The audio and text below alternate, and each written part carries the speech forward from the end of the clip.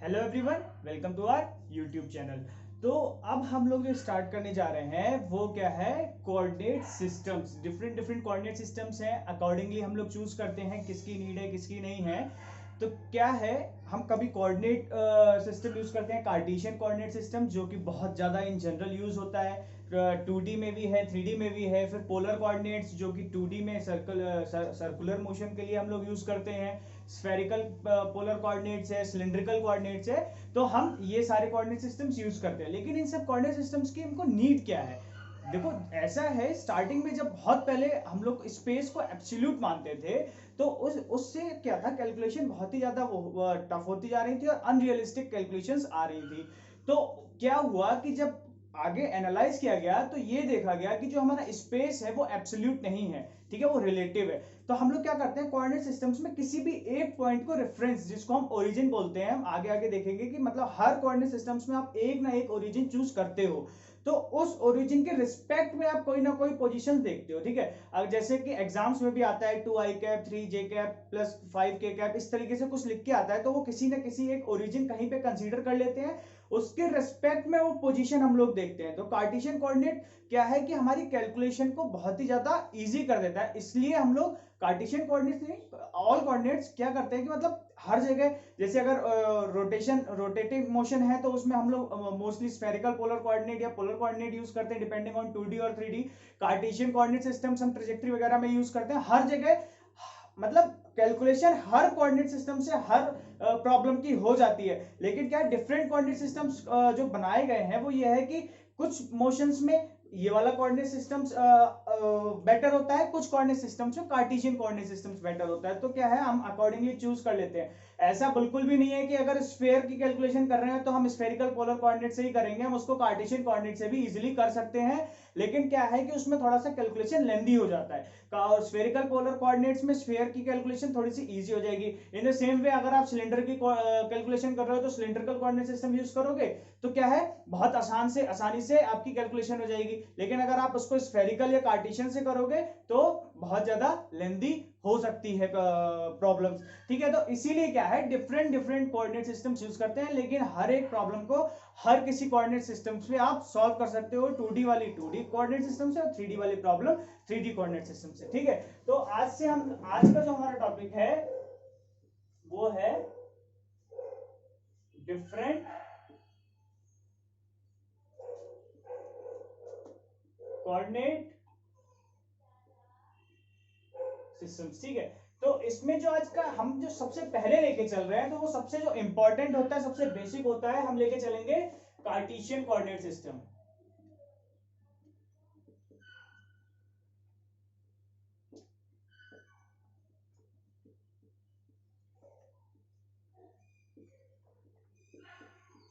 अब Cartesian coordinate systems में जो हम लोग यूज करते हैं वो यूज करते हैं एक्स वाई और एक्स वाई जेड। जब 2D में हमारी प्रॉब्लम्स होती हैं तो हम एक्स वाई यूज करते हैं, और जब 3D में हमारी प्रॉब्लम्स होगी तो हम एक्स वाई जेड यूज करते हैं। तो हम क्या है, हम बहुत ज्यादा डिटेल में भी नहीं जाएंगे और बहुत ज्यादा ऊपर ऊपर से भी नहीं देखेंगे।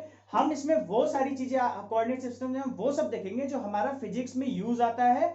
हम उसका पूरा डेरिवेशन नहीं करने वाले, सब कुछ मैं केवल आपको ऊपर ऊपर से जनरल नॉलेज दूंगा, आपको वो डाइजेस्ट करके उसको एज इट इज मानना है कि हाँ इस तरीके से लिखते हैं वो सही है, ठीक है। आप क्या है, इसकी एप्लीकेशंस है हमारी फिजिक्स में, तो इन सबको आपको पढ़ना बहुत जरूरी है, जिससे आप इनको अप्लाई कर पाओ आगे आने वाली फिजिक्स की प्रॉब्लम्स में, ठीक है।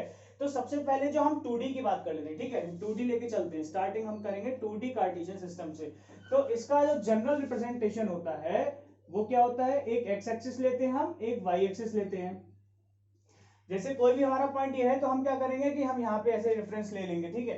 तो सपोज एक पॉइंट ये है हमारा कहीं, ठीक है, तो इसका आप कोऑर्डिनेट क्या करोगे, इसका एक्स कोऑर्डिनेट लिखने के लिए क्या है, इस पॉइंट से आप एक्स एक्सिस पे परपेंडिकुलर ड्रॉ करो। फिर ये जहां भी आ रहा होगा तो हम इसको लिख देंगे एक्स, और इसको हम जब वाई एक्सिस पे परपेंडिकुलर ड्रॉ करेंगे तो जितनी ये डिस्टेंस है ओरिजिन से, जितनी ये ओरिजिन से डिस्टेंस है उसको हम वाई लिख देंगे, ठीक है।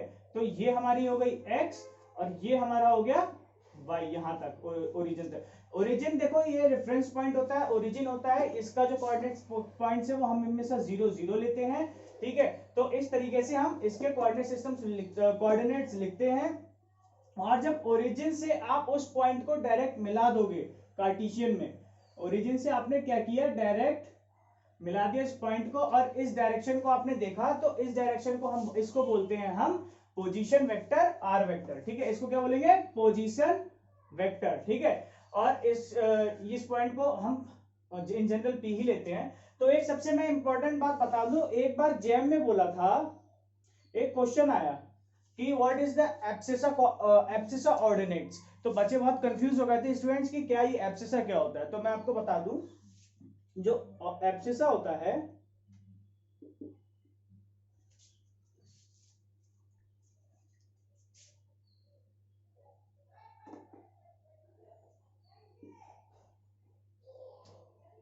एब्सिसा और ऑर्डिनेट कोऑर्डिनेट, एक्स एक्सिस को, ठीक है। अब सबसे पहली बात तो यह है कि इस कोऑर्डिनेट्स को नहीं बोलते हैं एब्सिसा, हम एक्सिस को एब्सिसा बोलते हैं, ठीक है। एक्स एक्सिस को हम एब्सिसा बोलते हैं और वाई एक्सिस को हम ऑर्डिनेट बोलते हैं, ठीक है। तो अब क्या है, अब जब भी आता है वो ऐसे आता है एब्सिसा कोऑर्डिनेट, ठीक है, ऑर्डिनेट कोऑर्डिनेट, ठीक है। तो एब्सिसा कोऑर्डिनेट मतलब एक्स कोऑर्डिनेट, इसका जो ये पॉइंट्स दे रखे हैं एक्स पॉइंट, ठीक है, और ऑर्डिनेट मतलब वाई का जो पॉइंट्स है उसको उसको हम लेके चल रहे हैं, ठीक है। तो ये तो हो गई हमारी जनरल बातें जो जो हम 2D में यूज करते हैं। अब हम इसका पोजीशन वेक्टर कैसे लिखते हैं, ठीक है। तो पोजीशन वेक्टर जो इन जनरल लिखा जाता है,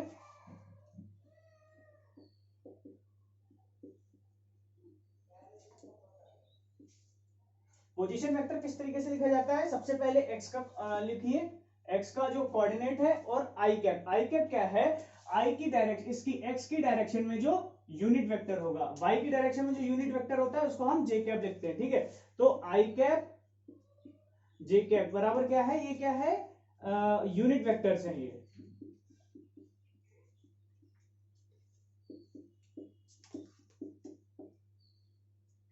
यूनिट वेक्टर्स, ठीक है, और प्लस वाई जे कैप, तो ये हमारा हो गया पोजीशन वेक्टर लिखने का तरीका।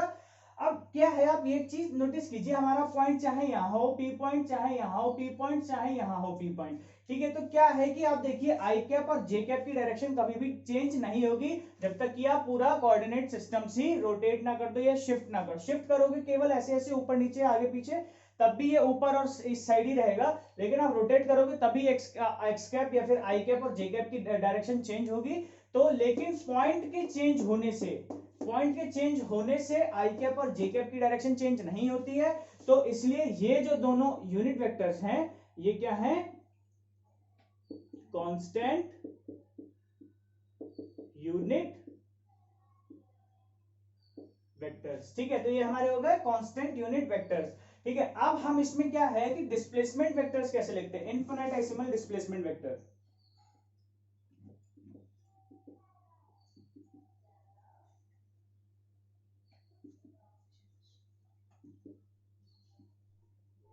इसको मैंने लिख के दिखाया है अपनी प्रीवियस वीडियो में, आप देख सकते हो। इसका जो नोटेशन है इन जनरल हम इसको यूज करते हैं डीएल वेक्टर, ठीक है, स्टैंडर्ड नोटेशन है। तो डीएल वेक्टर, अब क्या है कि जैसे ये पॉइंट है हमारा पी पॉइंट है, हमने क्या किया, इस पी पॉइंट को हल्का सा शिफ्ट कर दिया कुछ यहाँ, और इसके जो कोऑर्डिनेट्स हैं वो क्या है, एक्स प्लस डी एक्स और comma Y plus D Y, ठीक है, X plus D X comma Y plus D Y. तो क्या है कि जो डिस्प्लेसमेंट वेक्टर है यहां से यहां तक का, मतलब पी पॉइंट से ये क्यू पॉइंट ले लो, तो पी क्यू वेक्टर का जो डिस्प्लेसमेंट वेक्टर है उसी को हम डीएल वेक्टर बोलते हैं। और इसको कैसे लिखते हैं, डीएक्स, और ये एक्स एक्सिस में कितना डिस्प्लेस हुआ आई डीएक्स, और वाई एक्सिस में कितना डिस्प्लेस हुआ, ठीक है। तो इस तरीके से हम इनफिनिटेसिमल डिस्प्लेसमेंट वेक्टर लिखते हैं, ठीक है। डेसिमल वेक्टर लिख दिया, सॉरी,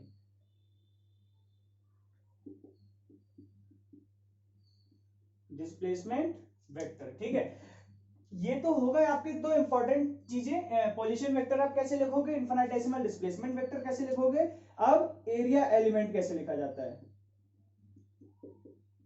एरिया एलिमेंट क्या होता है, एरिया एलिमेंट इसको हम डी ए से डिनोट करते हैं, ठीक है। मैं इस एरिया की वैसे डायरेक्शन भी होती है, लेकिन अभी हम इन जनरल हम डायरेक्शन नहीं लिख रहे हैं, ठीक है अभी, क्योंकि क्या है कि वो डिपेंडेंसी होता है। जैसे मैंने आपको जब वेक्टर पढ़ा रहा था तो मैंने बताया था कि dx कॉमा अगर आप dx इंटू dy करोगे तो क्या है dx से dy करोगे तो k कैप की तरफ, अगर आपने dy इंटू dx कर दिया तो माइनस k कैप की। तो आप पे वो डिपेंडेंसी है कि आप किधर ले रहे हो क्रॉस प्रोडक्ट, तो उसके हिसाब से आप इसका निकाल लोगे। लेकिन in general dx into dy लिखा जाता है, जो इसका मॉड्यूलस है। आप मॉड्यूलस ऐसे करके मैं लिख सकता हूँ, ठीक है, dA वेक्टर बराबर dx इंटू dy मॉड्यूलस, ठीक है। अब क्या है, ये एरिया एलिमेंट होता क्या है, जैसे सपोज हमारे पास एक इस तरीके से बहुत बड़ा सा कुछ एरिया दे रखा है, इसमें हमारे पास लिमिट डिफाइन होगी, ट्रेजेक्टरी दे रखी होगी, ठीक है। तो क्या है कि आप क्या करते हो कि एक बहुत ही स्मॉल सा एरिया ले लेते हो, बहुत ही छोटा सा एरिया। तो ये एक्स एक्सिस में dx और y एक्सिस में क्या है, ये dy है।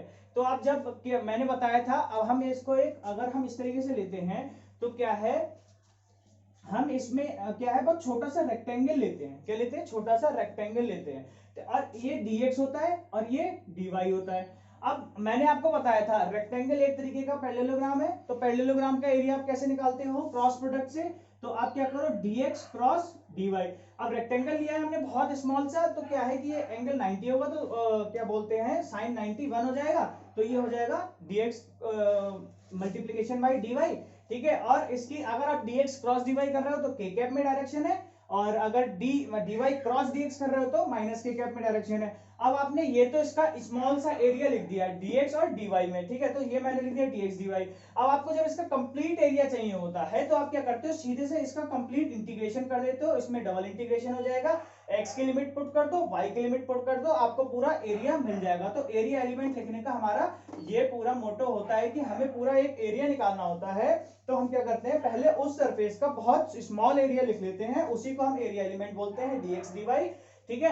और फिर उसकी क्या है, लिमिट्स के साथ इंटीग्रेशन कर देते हैं, फिर वही आपको कंप्लीट एरिया देता है, ठीक है। अब इसमें वॉल्यूम तो लिख नहीं सकते क्योंकि हम ये 2D में बात कर रहे हैं, ठीक है। तो अब हम लोग एक चीज एक चीज डिस्कस कर लेते हैं कि अब जैसे क्या है कि अब ये एक्सिस ने क्या किया, आपका जो प्लेन था, हम 2D प्लेन की बात कर रहे हैं, इस 2D प्लेन को इसने क्या किया, 4 पार्ट में डिवाइड कर दिया, 4 पार्ट्स। तो हम इन पार्ट्स को क्या बोलते हैं, क्वाड्रेंट्स बोलते हैं, ठीक है। आई होप कि आपको ये सब समझ में आ गया होगा अभी तक इतना मैंने समझाया है।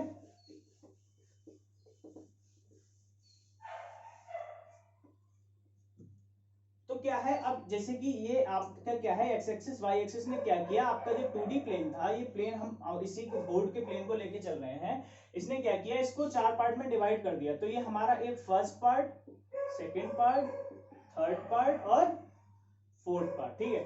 अब क्या है कि फर्स्ट पार्ट में देखिए, ये एक्स एक्सिस है, ये पॉजिटिव एक्स एक्सिस होता है, ये पॉजिटिव वाई एक्सिस होता है, और ये आपका होता है माइनस का एक्स एक्सिस, और ये होता है माइनस का वाई एक्सिस। मतलब ये आपका 0 0 है, राइट साइड में प्लस एक्स है, ऊपर साइड में प्लस वाई है, लेफ्ट साइड में माइनस एक्स है और नीचे साइड माइनस वाई है।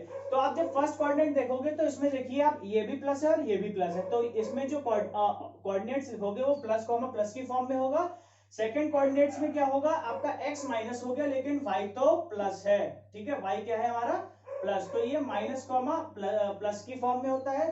थर्ड कोऑर्डिनेट्स, थर्ड क्वाड्रेंट में आपका क्या है, माइनस कॉमा माइनस होगा, और इसमें x प्लस होता है लेकिन y माइनस हो गया, ठीक है।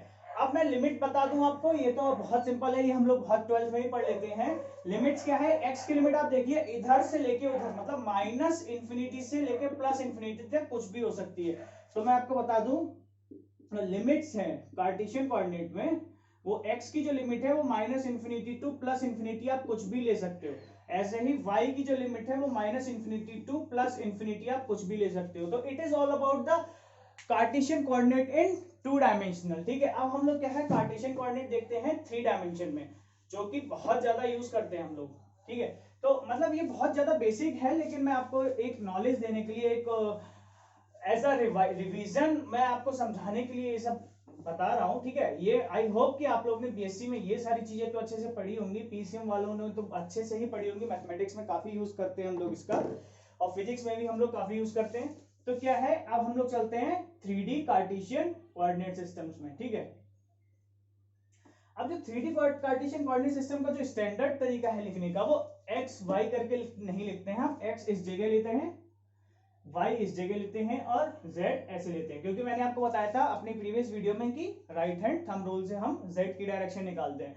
तो ये वाला जो प्लेन है, ये वाला जो ऊपर है प्लेन, जैसे ये क्या है, इस तरीके से है, आपकी एक्स ये है, वाई ये है, जेड है। तो ये वाला जो प्लेन है, ये प्लेन जो है वो हमारा एक्स वाई प्लेन है। अब क्या है कि अब 2D प्लेन पे 3D ड्रॉ करना है, तो कुछ वो मैंने तिरछा करके लिख दिया। और अच्छे से इमेजिनेशन के लिए क्या करता हूं मैं, इसको थोड़ा शॉर्ट कर देता हूं, तो क्या है अच्छे से समझ में आ जाएगा। और कुछ इस तरीके से अब आप इमेजिन कीजिए कि ये ऐसा प्लेन है और ये आपका वाई जेड प्लेन है, और ये जो है ये वाला ऐसे करके जो है, जो इस तरीके से ऐसे मैंने लिटा दिया है, ये वाला हमारा एक्स जेड प्लेन है। तो इस चीज को ध्यान रखिए, बच्चे कंफ्यूज हो जाते हैं कि एक्स जेड प्लेन क्या है। तो एक्स और जेड एक्सेस को जो मिला रहा है प्लेन, उस प्लेन को क्या है, अब जैसे ये हमारी एक्स एक्सिस है, ये हमारी एक्स एक्सिस है, तो ये वाला जो प्लेन है, ये वाला ये प्लेन, क्योंकि ये जेड है और ये एक्सिस से मिलता हुआ प्लेन क्या हो गया, एक्स जेड प्लेन हो गया।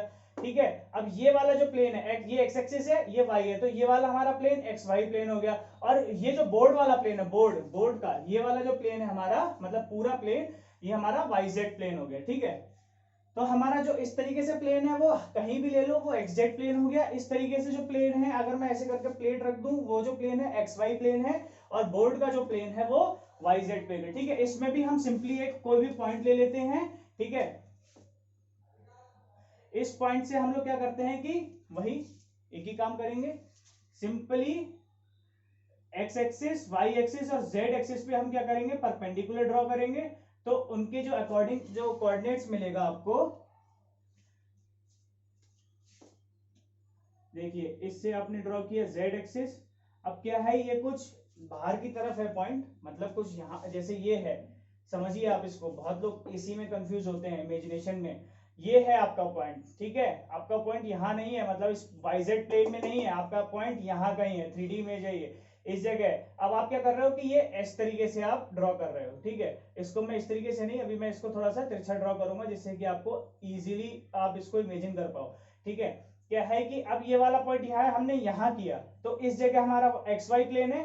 तो अब एक्स वाई प्लेन को हमें दिखाना है कि उसका जो परपेंडिकुलर हमने ड्रॉ किया एक्स वाई प्लेन में आया कहीं इस तरीके से। तो आप क्या है कि अभी इसको आप सोचिए, इसको इमेजिन कीजिए, आपने क्या किया, ये एक्स एक्सिस पे ऐसे ड्रॉ किया आपने, मतलब ये आपका जो पॉइंट था, आपने इस पे एक्स जेड पे ऐसे ड्रॉ किया। ठीक है, वाई पे आपने इस तरीके से, इससे इस तरीके से परपेंडिकुलर ड्रॉ किया, और एक्स एक्सिस पे इस तरीके से, ये है ना, इस यहाँ पे ऐसे करके इस तरीके से आपने परपेंडिकुलर ड्रॉ किया। ठीक है, अब इसको आप इमेजिन कीजिए, ये पॉइंट है आपका, आपने इससे इस पे ऐसे परपेंडिकुलर किया, इससे ऐसे परपेंडिकुलर ड्रॉ किया, और इससे इस तरीके से परपेंडिकुलर ड्रॉ किया, तो एक्स वाई जेड आपके कोऑर्डिनेट्स मिल जाएंगे। ठीक है, ऐसे ही आज जब आप ओरिजिन से, अब ओरिजिन से क्या है, आप जो मिला रहे हो वो ऐसे पोजीशन वेक्टर इस तरीके से है बाहर की तरफ, लेकिन अभी फॉर द टाइम बीइंग हम इसको ऐसे दिखाना पड़ेगा, क्योंकि बोर्ड हमारा 3D नहीं है। ठीक है, तो ये हमारा हो गया पोजीशन वेक्टर। ठीक है, अब वही, अब सबसे पहले अब आपको ये पता है कि हम एक्स एक्सिस को क्या लिखते हैं,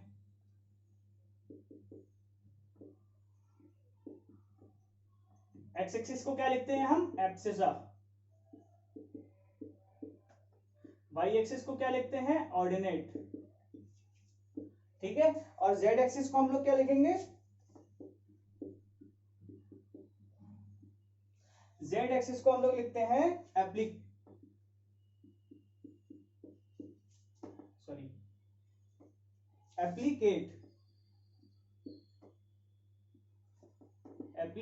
ठीक है, तो एप्लीकेट कोऑर्डिनेट मतलब जेड कोऑर्डिनेट, ऑर्डिनेट कोऑर्डिनेट मतलब वाई कोऑर्डिनेट, और एब्सिसा कोऑर्डिनेट मतलब एक्स कोऑर्डिनेट। इसको याद रखिएगा, एक बार जैम में बोला गया है कि एब्सिसा और ऑर्डिनेट कोऑर्डिनेट के भी मतलब इन दो टर्म्स का यूज किया है जैम ने। ठीक है, तो ये आपको पता होना चाहिए। ठीक है, तो हम लोग अब बात करते हैं कि 3D में, 3D कार्टेशियन में पोजीशन वेक्टर किस तरीके से लिखते हैं।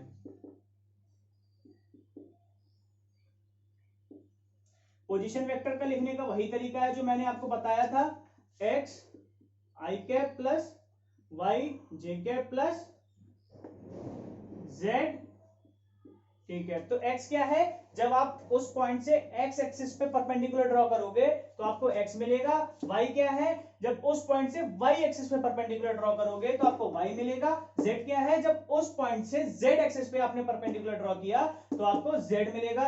i कैप जे कैप के कैप क्या है, unit vectors in the direction of x cap, x axis, y axis और z एक्सिस।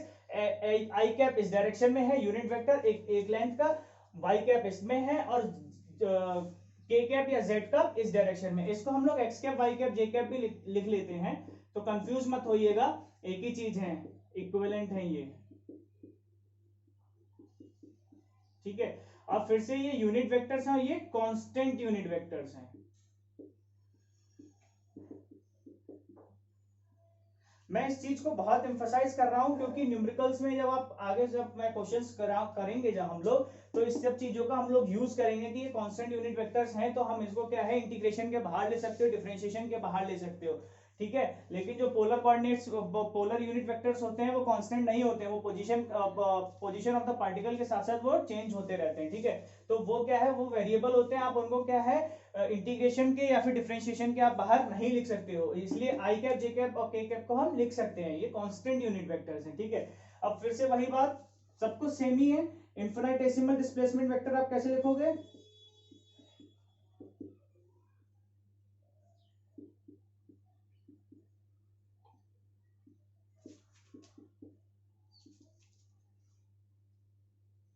मैंने जनरल नोटेशन इसको बताया था डीएल वेक्टर, तो ये हो जाएगा dx आई कैप प्लस dy जे कैप प्लस dz के कैप, मतलब उस पॉइंट को हमने थोड़ा सा स्पेस में थोड़ा सा शिफ्ट कर दिया, शिफ्ट बहुत ही स्मॉल शिफ्ट है, तो वो उस शिफ्ट से जब हम देखा कि वो x डायरेक्शन में कितना शिफ्ट हुआ है, dx हुआ है, जे कैप डायरेक्शन में कितना शिफ्ट हुआ है, dy हुआ है, और के कैप डायरेक्शन में कितना शिफ्ट हुआ है, dz हुआ है, तो उस पॉइंट से ये रिस्पेक्टिव पोजीशंस हैं, ठीक है। तो P से हम जब Q पे गए बहुत स्मॉल डिस्प्लेसमेंट के साथ, तो P vector minus Q vector या फिर Q OQ vector minus OP vector जो मिला, ये O है, ओरिजिन जिसको बोलते हैं, ठीक है। तो वो हमारा डिस्प्लेसमेंट वेक्टर है, इसको मैंने अपनी प्रीवियस वीडियो में समझा रखा है, हमने डिस्कस किया है इस सब चीजों को, तो मैं इसको डिफरेंट से डिराइव नहीं कर रहा हूँ, ठीक है। अब क्या है, अब आती है बारी हमारी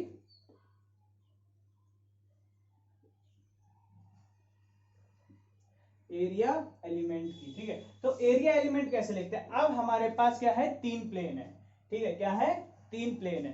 तो हम क्या करते हैं, तीन प्लेन कौन कौन से, एक एक्स वाई प्लेन है, एक्स वाई प्लेन कौन सा है, जो हमारे इस तरीके से है, वाई जेड प्लेन क्या है, हमारा बोर्ड का प्लेन, एक्स जेड प्लेन क्या है, हमारा बोर्ड के परपेंडिकुलर वाला जो इस तरीके से प्लेन है, दोनों ही बोर्ड के परपेंडिकुलर है प्लेन, लेकिन जो इस तरीके से है प्लेन वो हमारा एक्स जेड प्लेन है, और जो इस तरीके से है प्लेन वो हमारा एक्स वाई प्लेन है, ठीक है। आप समझ रहे हो ना, मतलब ये वाला जो प्लेन है, इस तरीके से जो हमारा प्लेन है, ये जो इस तरीके से प्लेन आया, ये हमारा क्या है, एक्स वाई प्लेन है, क्योंकि ये एक्स डायरेक्शन है, ये वाई डायरेक्शन है। और अगर हमारा कोई प्लेन इस तरीके से है जो भी, तो ये हमारा क्या है, ये जेड डायरेक्शन है, ये एक्स डायरेक्शन है, तो एक्स और जेड से मिलता हुआ जो प्लेन है वो क्या है, हमारा एक्स जेड प्लेन, ठीक है। तो अब क्या है, अगर आप का जो भी सरफेस पे आप इंटीग्रेशन या एरिया निकालना चाहते हो, वो अगर एक्स वाई में, एक्स वाई डायरेक्शन में, तो मैं लिख लेता हूं डी ए एक्स वाई, ठीक है। तो आप क्या करोगे, simply D X D Y कर दोगे और इसकी लिमिट ले लोगे। अब मैं फिर से बता दूं, लिमिट्स जो हैं 3D कोऑर्डिनेट सिस्टम्स में भी एक्स वाई जेड की minus infinity two plus infinity, minus infinity two plus infinity, मतलब इस तरीके से पूरा प्ले आपका ये पूरा एरिया, मतलब पूरा स्पेस कवर कर रहा है अब ये 3D में, ठीक है। आप अब स्पेस का हर एक पॉइंट इन तीन कोऑर्डिनेट की सहायता से, हेल्प से आप स्पेस कोऑर्डिनेट इजीली लिख सकते हो, ठीक है। हम अभी रिलेटिविटी में नहीं जा रहे हैं, हम न्यूटोनियन मैकेनिक्स में हैं, तो न्यूटोनियन मैकेनिक्स फॉलो कर रहे हैं, ज्यादा रिलेटिविटी मतलब रिलेटिव में नहीं जा रहे हैं, तो स्पेस से काम चल जाएगा हमारा अभी, ठीक है। तो एक्स वाई जेड कोऑर्डिनेट से हमें थ्री बहुत सफिशिएंट है, हम 3 पॉइंट से हम सब कुछ डिफाइन कर सकते हैं।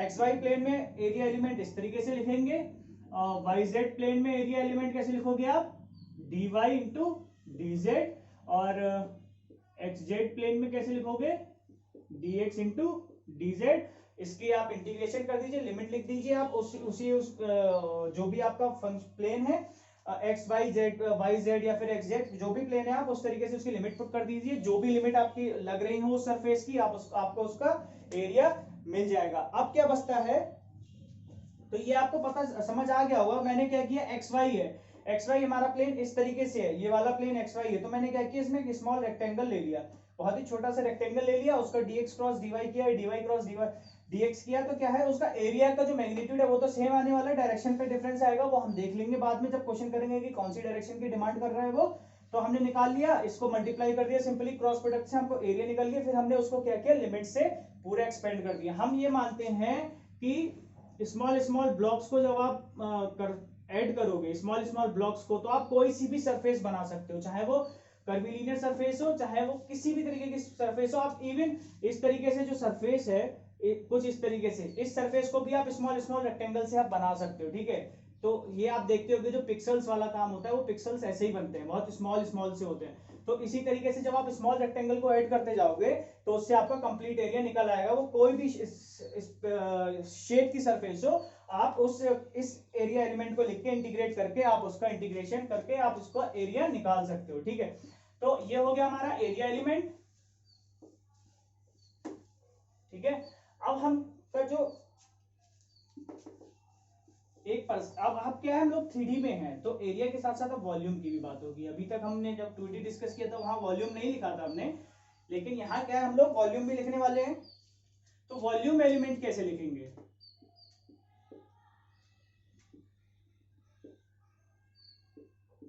वॉल्यूम एलिमेंट आपने क्या किया कि dx vector dot dy vector cross dz vector. देखिए ये एप्लीकेशन है किसकी, वेक्टर ट्रिपल प्रोडक्ट की। ये क्या है, आपने पैरेललोपाइप ले लिया एक, ठीक है। आपने क्या किया, इस स्मॉल अब क्या है, आपके पास एक वॉल्यूम है, ठीक है, कोई सा भी आप एक स्फीयर ले सकते हो, सॉलिड स्फीयर, वॉल्यूम है उसके पास, ठीक है। तो क्या है, आप उस सॉलिड स्फीयर को इस स्मॉल स्मॉल पैरेललोपाइप से आप अगर उनको बिल्डिंग ब्लॉक्स की तरह ऐड ऑन करोगे, तो आप उस स्फीयर को भी बना सकते हो, ठीक है, बहुत स्मॉल साइज से, ठीक है। तो उसी का ये जो पैरेललोपाइप का जो वॉल्यूम होता है, वो हमने देखा था जब एप्लीकेशन देखी थी, तो वो इस तरीके से लिखते हैं, ठीक है। अब क्या है, आप इसको क्या करो, जब आप इसमें इसका जो वो निकालोगे, तो ये स्केलर मिलेगा, तो आप सिंपली इसको क्या लिख दो, आप जब इसका मैग्नीट्यूड लिखोगे, तो dv क्या आएगा, dx into dy into dz, क्योंकि इसकी डायरेक्शन क्या आएगी, y क्रॉस z करोगे जब आप, तो j cross k cap, j cross k cap से आपको क्या मिला, i कैप, तो dy dz i कैप, और dx i कैप से डॉट था, तो i डॉट i 1 हो गया, तो ये आपका क्या बच रहा है, dx into dy into dz, ठीक है। तो इस तरीके से आपने इसका एरिया वॉल्यूम एलिमेंट लिख दिया। अब क्या है, लिमिट्स आप पुट कर दो, जो भी आपकी रेस्पेक्टिव लिमिट्स दे रखी है क्वेश्चंस में, -∞ टू +∞, कुछ भी लिख सकते हैं लिमिट्स हम, किसी भी तरीके का आप वॉल्यूम अगर निकालना चाहते हो तो निकल जाएगा, नो डाउट, ठीक है। अब क्या है, एक लास्ट पॉइंट इसमें बचता है कि अब ये क्या कर रहा है, आपका जो पूरा स्पेस है, इसने पूरे स्पेस को आपने इसने क्या किया है, इसने पूरे स्पेस को ऑक्टेंट में डिवाइड, 8 पार्ट में डिवाइड कर दिया, जिसको हम ऑक्टेंट बोलते हैं, ठीक है। हम अब ऑक्टेंट में डिस्कस करने वाले हैं, ऑक्टेंट, ठीक है। ऑक्टेंट को समझाने के लिए मैंने जो अपने जिस तरीके से मैं समझता हूं, मैं उस तरीके से आपको बता देता हूं, उससे बहुत ही ज्यादा आसान हो जाता है, ठीक है। आपको ये तो पता ही है कि मैंने अभी आपको कोऑर्डिनेट बताए थे, कोऑर्डिनेट हमने एक्स वाई प्लेन में लिखे, ठीक है। तो एक्स वाई, ये हो गया आपका एक्स, ये हो गया वाई। मैं ऑक्टेंट को समझाने के लिए इस तरीके का नोटेशन यूज कर रहा हूं, ठीक है। वो हमारा एक्स वाई जेड, हम कोऑर्डिनेट सिस्टम जब समझते हैं तब हम इसको लेते हैं, वो उसमें समझना आसान होता है, इजी होता है। ऑक्टेंट को समझने के लिए मैं ये वाला नोटेशन यूज करूंगा, इसमें मुझे ये आसान लगता है, ठीक है। तो एक्स वाई जेड, इसमें जेड क्या है, हमारी ऊपर की तरफ डायरेक्शन है, जेड हमारा ऊपर है, ये वाली जो हमारी डायरेक्शन है वो इस टाइम जेड डायरेक्शन है। तो क्या करो आप, अब मैं लिख देता हूं पहले, फर्स्ट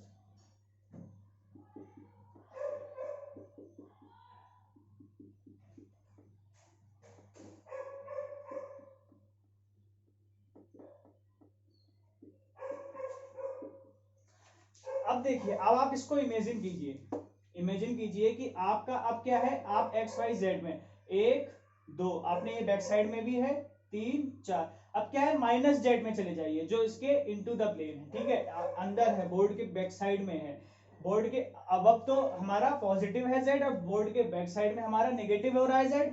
तो अब आप देखिए क्या है, फर्स्ट क्वाड्रेंट में हम वो लिख रहे थे, जब क्वाड्रेंट लिखे थे हमने, तो प्लस प्लस था। अभी क्या है, हम क्या करेंगे, शुरुआत के फोर्थ जो होते हैं वो कैसे होते हैं, 1 2 3 4, फिर आप बैक साइड चले जाइए 5 6 7 8, ठीक है। इसी तरीके से होता है, देखिए फिर से 1 जिसमें x प्लस है, y प्लस है और वो z भी प्लस है, तो शुरुआत के जो 4 ऑक्टेंट हैं, जो इनिशियल 4 ऑक्टेंट है उसको हम प्लस z वाले लेते हैं और क्वाड्रेंट के साथ, ठीक है।